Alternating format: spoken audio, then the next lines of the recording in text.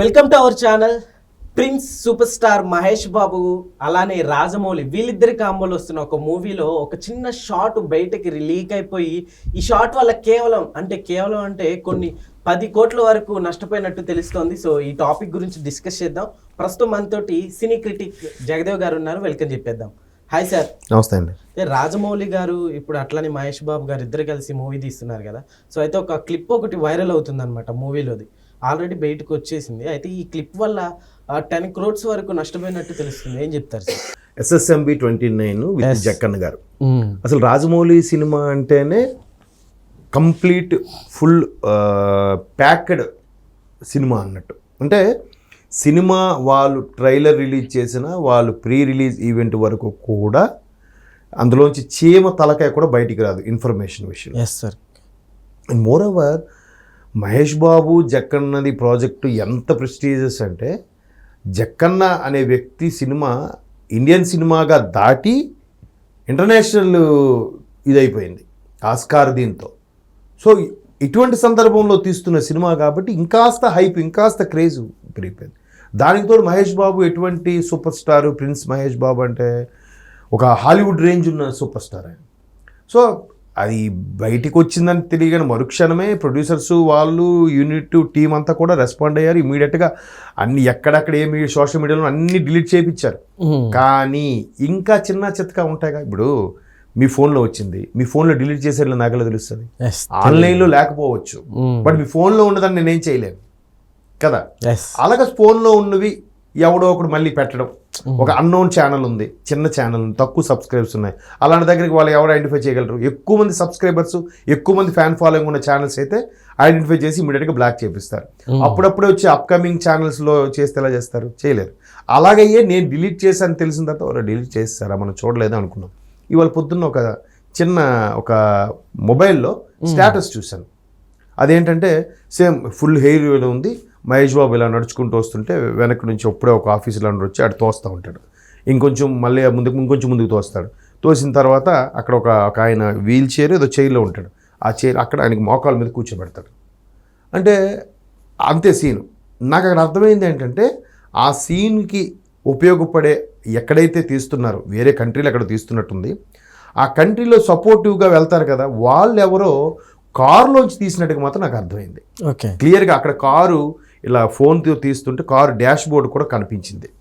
Maybe అది అందులో సీనా, వేరే యాడ్స్కి సంబంధించిన సీనా, లేదా మహేష్ బాబు అంటే నాకు దగ్గర 30-40 యాడ్స్ చేస్తున్నాడు ఆయన, ఆ యాడ్స్లో ఏదో ఒక భాగంగా చేస్తున్నారు అనేది తెలియదు. మేబీ పృథ్వీరాజ్ గారు లాంటి వాళ్ళు చేస్తున్నారు, ఇది ఖచ్చితంగా జక్కన్న గారి సినిమా అయ్యుండొచ్చు అనే అపోహలు కూడా లేకపోలేదు. మహేష్ బాబు గారు అయితే మొన్న ఏదో ముఖేష్ అంబానీ గారు వాళ్ళ అబ్బాయి మ్యారేజ్కి వెళ్ళినప్పుడు అయితే ఫుల్ హెయిర్ ఉంది, గడ్డాలు మీసాలు ఉన్నాయి. మళ్ళీ ఇది మహేష్ బాబు నడుచుకుంటూ వెళ్ళిన సీన్ మాత్రం హెయిర్ ఎక్కువ ఉంది, కానీ నాకు మీసాల గడ్డాలు అంతగా అబ్జర్వ్ చేయలేదు నేను. అవును సార్, వీడియోలు అంతగా కనబడలేదు. మేబీ అది ఇదేనా లేదా యాడా అనేది నాకు తెలియదు. బట్ మొత్తం మీద రాజమౌళి గారి టీం మాత్రం ఎప్పుడు చాలా జాగ్రత్తగా ఉంటుంది. అవును సార్, రాజమౌళి గారు అంటేనే ఆయన సినిమాలు చాలా జాగ్రత్తలు తీసుకుంటారు. కానీ ఈసారి అంత క్లియర్గా దగ్గర నుంచి తీసినట్టుగా కూడా కనిపిస్తుంది సార్ మనకి. అదే కారులోంచి తీసి ఆయన ఎలా నడుస్తున్నట్టుగా చూపించారు. మేబీ ఇప్పుడు అక్కడ సినిమాకి షూట్ చేయడానికి వచ్చిన వాళ్ళు లోకల్గా ఎవరో చేసిన వాళ్ళు మొబైల్లో తీసుండొచ్చు. ఆ మొబైల్లో తీసింది ఎవరో మన వాళ్ళు తీసావా నాకు ఇవ్వని పంపించుకొని వీళ్ళు చేస్తుండొచ్చు. సో మహేష్ బాబు మనకి పాన్ ఇండియా స్టార్ అయినా కూడా అంతర్జాతీయంగా అంత ఫెమిలియర్ కాదా అనేది మనకు తెలియదు. బట్ మన భారతీయులు కానీ మన ఏషియన్ వాళ్ళు ఎవరున్నా కూడా వీళ్ళందరికీ తెలుస్తుంది ఓ మహేష్ బాబు అంటే అని.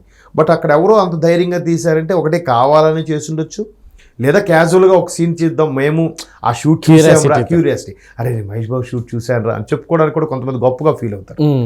అలాంటి సందర్భాలు అయి ఉండొచ్చు. బట్ ఏదైనా జక్కన్న గారి టీం చాలా జాగ్రత్త పడుతుంది. ఇంతకుముందు బాహుబలి 2 కూడా కొన్ని సీన్స్ లీక్ అయ్యని కూడా వచ్చాయి, కానీ అది కూడా చాలా జాగ్రత్తగా. అంటే ఆయన చీఫ్ కో డైరెక్టర్తో కూడా కొన్ని సందర్భాల్లో పూర్తి స్థాయిలో డిస్కస్ చేయరంట. అందుకే ఏం సీన్ చేద్దాం, ఏ స్టోరీ ఏంటి అని. ఏ పాత్రకు ఆ పాత్ర ఆ స్టోరీ లైనే చెప్పేస్తారు. బట్ వాళ్ళతో అగ్రిమెంట్ కూడా ఉంటుంది, మీరు ఎట్టి పరిస్థితుల్లో దీని గురించి ఎక్కడ మాట్లాడకూడదు, డిస్కస్ చేయకూడదు, దీని గురించి మాట వరుస కూడా ఎక్కడ ప్రస్తావించకూడదు అనేది అగ్రిమెంట్. ఎందుకంటే మొన్న ఏదో ఫంక్షన్కి అనిల్ రావుపూడి గారు రాజమౌళి గారు ఇద్దరు వెళ్ళినప్పుడు కూడా అనిల్ రావుపూడి గారు ఏమన్నారు, నెక్స్ట్ మహేష్ బాబు గారితో చేసే సినిమా ఏదుందో అది దానికి సంబంధించిన స్టోరీ లైన్ కానీ చిన్న లీక్ ఏదైనా ఇస్తే బాగుంటుంది అని చెప్పి అనిల్ రావుపూడి అడిగారు. అడిగితే వెంటనే జక్కన్న ఏమన్నారు, ఇక్కడ ఉన్న ఎవరైనా సరే వెనక నుంచి అనిల్ రావుపూడికి దుప్పటి ముసిగేసి కొట్టేస్తే నేను వాళ్ళకు 10,000 ఇస్తాను అని చెప్పేసి వెళ్ళిపోయాడు. అంటే ఆయన ఇండైరెక్ట్గా నేను ఎంత జాగ్రత్తగా ఉంటాను, అసలు ఏం లీక్ చేయను అని చెప్పనే చెప్పాడు అక్కడ. అది సరదాగా డైరెక్టర్తో ఉండే చనువుకొద్ది అయితే అయ్యుండొచ్చు, అనిల్ రావుపూడితో ఉండే చనువుకొద్ది. ఎందుకంటే మహేష్ బాబుతో ఆల్రెడీ అనిల్ రావుపూడి చేశారు కాబట్టి ఆ చనువు ఉంటే ఉండుండొచ్చు. సో అట్లాంటి సందర్భంలో ఆయన అలా కూడా చెప్పడానికి ఇష్టపడక ఈ విధంగా మాట్లాడాడు అంటే ఆయన. ఎవరైనా ఆయనకు దుప్పటి ముసుగేసి కొట్టేస్తే నేను వాళ్ళకి 10,000 ఇస్తాను అన్నాడు కదా. అంటే అక్కడ ఎంత అరే బాబు అసలు ఆ టాపిక్కే ఎవరు ఎత్తద్దు, నన్ను ఎవరు అడగద్దు, ఎందుకంటే ఆ జాగ్రత్తలు మెయింటైన్ అవుతాడు ఆయన. నెక్స్ట్ ప్రమోషన్స్లో కానీ ప్రొడ్యూసర్కి పెట్టిన దాని మీద మరికి ఇన్ని కోట్లు కావాలి అని ఒక ప్రణాళికాబద్ధంగా దాన్ని ఏమంటారు వర్క్షాపులు నిర్వహిస్తూ, మాక్ డ్రిల్ నిర్వహిస్తూ, ట్రయల్స్ నిర్వహిస్తూ. ఇప్పుడు RRRలో 1000 మంది 2000 మందితో ఒక ఫైట్ ఉంటుంది సీన్. అది దగ్గర నెల రోజులు ప్రాక్టీస్ చేశారంట. ముందు ఒకటి కంపోజ్ చేశారు, నచ్చలేదు. తర్వాత వేరే డాన్స్ మాస్టర్ పిలిచారు, కంపోజ్ చేశారు, నచ్చలేదు. తర్వాత ఇంకోటి పిలిచారు, ఆయన చేసిన నచ్చలేదు. మళ్ళీ మొదట చేసిన అతనే సార్ నేను ఎవరో ఒక ప్లాన్ అనుకున్నాను తీసుకొచ్చి ఒక 1000-500 మంది ఫైటర్స్తో ఆయన కళ్ళ కట్టి బాగ్ డ్రిల్ చేస్తే ఇది బాగుంది, ఇది ఇక్కడ ఇలా చేయండి, ఇలా చేయండి, ఒక్కసారి ఇంప్లిమెంట్ చేయండి, మరొకసారి ట్రయల్ చేసి అప్పుడు 3వ సారికి 4వ సారికి షూట్లోకి వెళ్తారు. అంటే ఎంత వర్క్ చేస్తాడో చూడండి. అంటే ఇంకో గొప్ప విషయం ఏంటంటే ఆయన ఒక స్టోరీ చెప్పేస్తాడండి. స్టోరీ అంటే హెడ్లైన్ చెప్తాడు. RRR ఉంది, నేను కొమరం భీము, అల్లూరి సీతారామరాజు గారు ఇద్దరు స్వతంత్ర పోరాట యోధులు, వీళ్ళిద్దరూ ఒక దగ్గర కలిస్తే ఎలా ఉంటుందనబోయేది నా సినిమా అన్నాడు. ప్రేక్షకులు ఊహకే వదిలేశాడు సినిమా.